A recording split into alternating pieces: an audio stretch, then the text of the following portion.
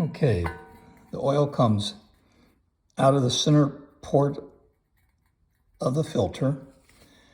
It runs across through this labyrinth.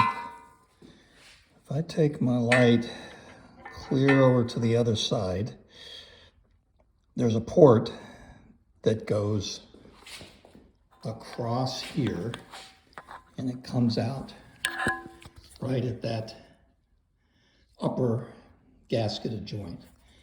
That is one connection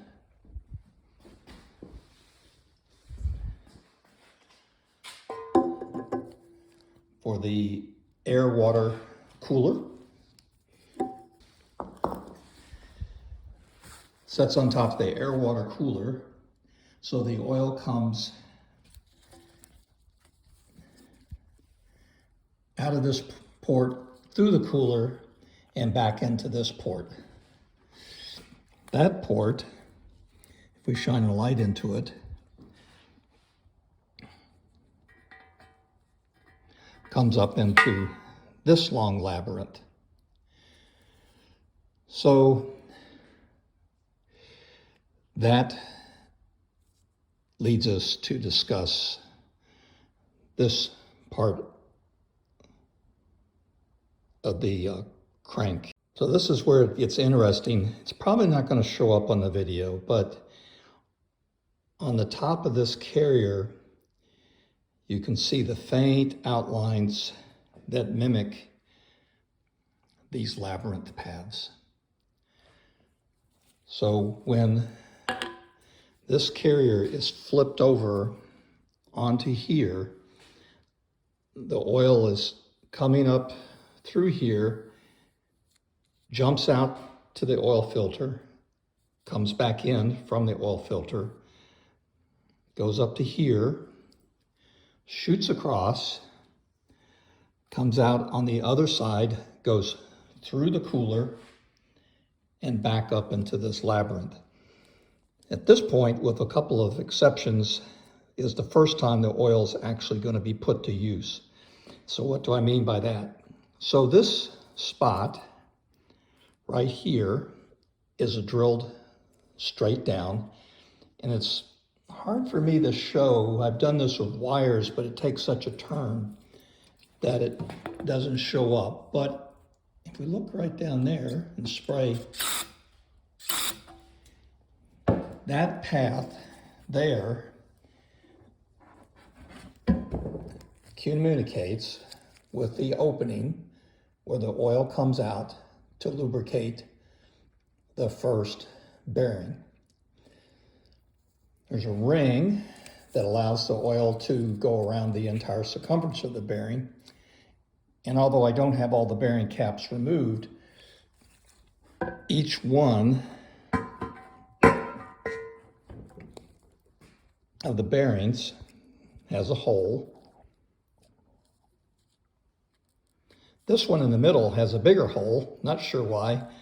Hole, hole, and way down at the end is a hole that feeds the last bearing. So in effect, the oil that has flooded this labyrinth is shooting diagonally up to each of the main bearings.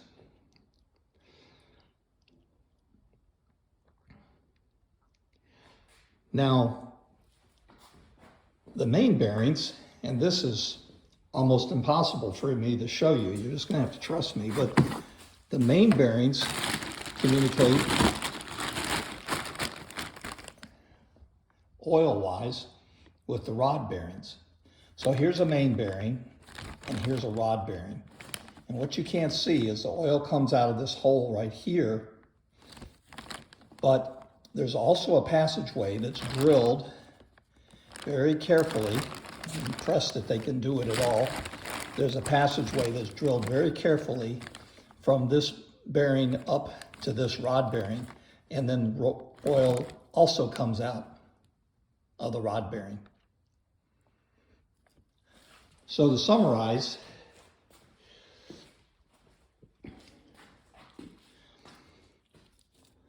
the oil is injected to the 1, 2, 3, 4, 5, 6, 7 main bearings, that lubricates them, and then they in turn feed through the crankshaft to lubricate the rod bearings.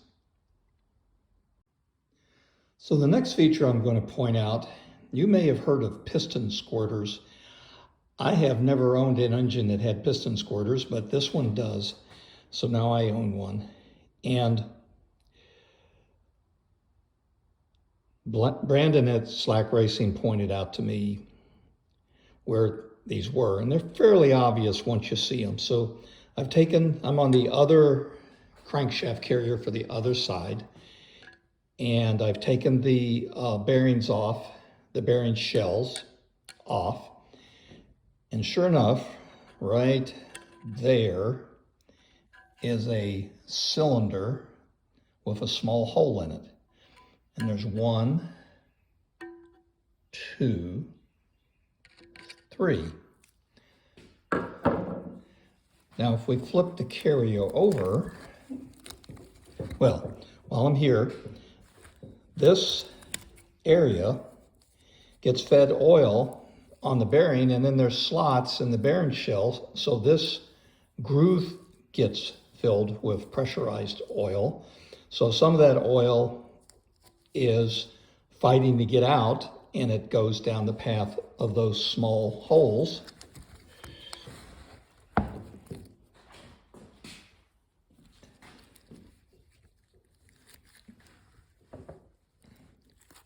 And it squirts the oil out here, here, and here.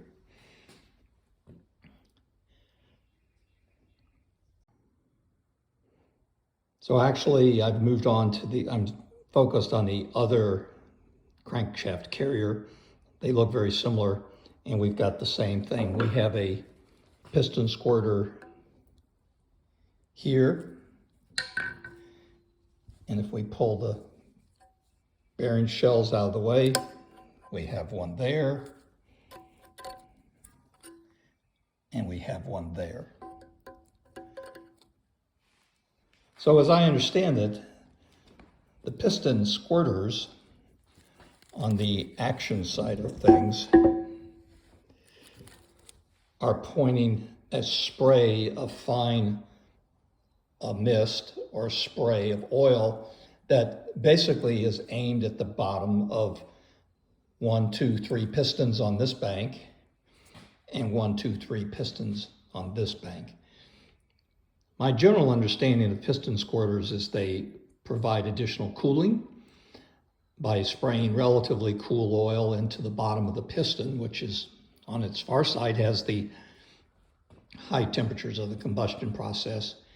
And they do put some lubrication onto the lower walls of the cylinders. So that's piston squirters.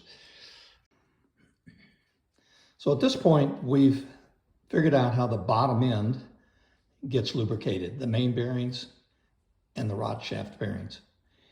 And that all seems fairly straightforward. So then I started thinking, and again, I knew nothing about how this engine was lubricated. I've literally figured this out all in the last couple of days. Now I'm circling around doing a little video to go along with my written story. But I said, how does the oil get up to the top half of the engine? Well, it's a flat 6, so there's let's say, how does it get up to the camshaft areas, of which there's one in the left bank and one in the right bank?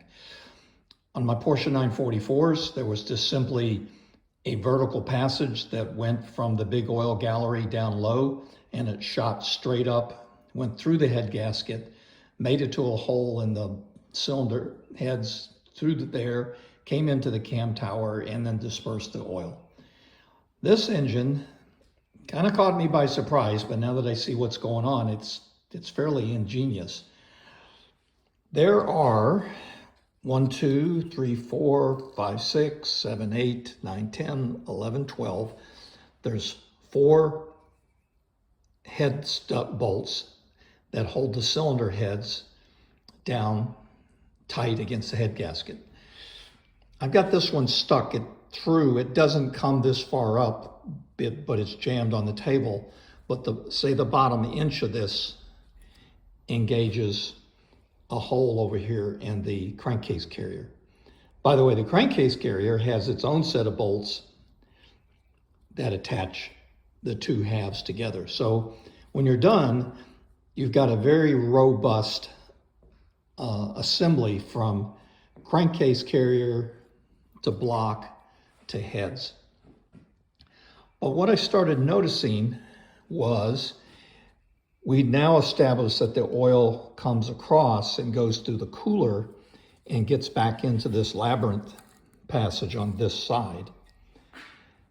And if you'll notice, on that, well, all these head studs are completely head stud openings are completely surrounded by shiny metal. But if you look at this one, it's different. It's got a cutout. And here's one, and here's one, and here's one. And what I realized is they are introducing oil into the volume of space that exists between the hole in the block and the stud. The stud does not fill up the hole. There's quite a bit of volume around it. So on this one, that one, that one, and that one, Porsche is introducing pressurized oil that goes straight up to the top of the head where these come from.